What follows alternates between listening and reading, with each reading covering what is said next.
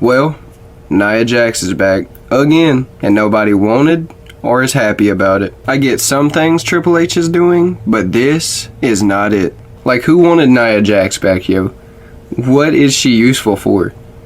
If you told me you were glad Nia Jax is back, I would tell you to go jump off of a cliff.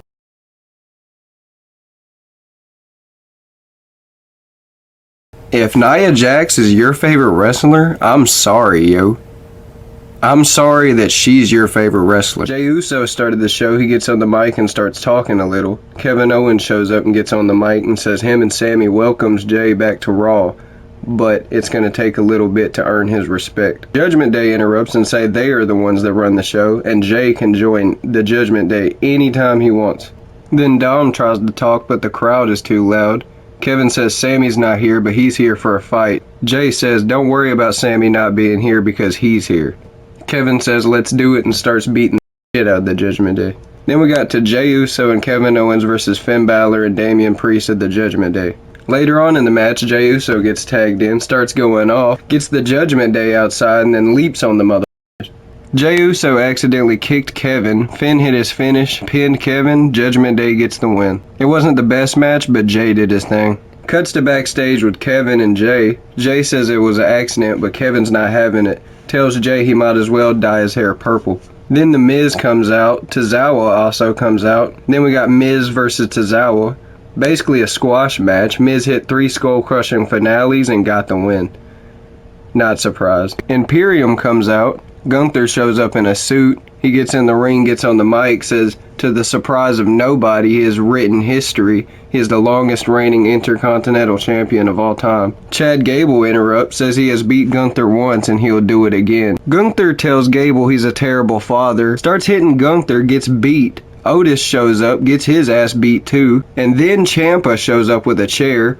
Gunther and his crew starts running. Then we're backstage again with Drew McIntyre and Xavier Woods.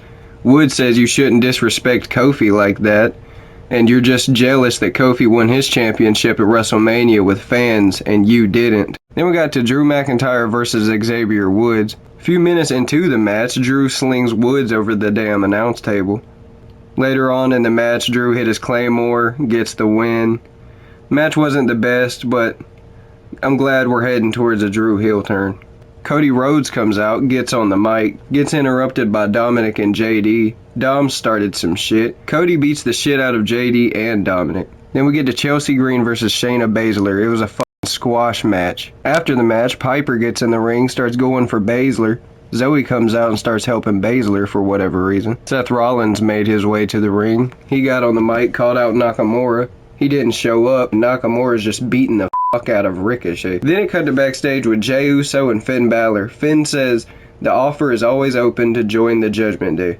Then we get the 6-man tag team match, Imperium versus Alpha Academy and Ciampa. Chad Gable made Imperium tap out. It was an okay match, but I'm not a fan of 6-man tag team matches, so.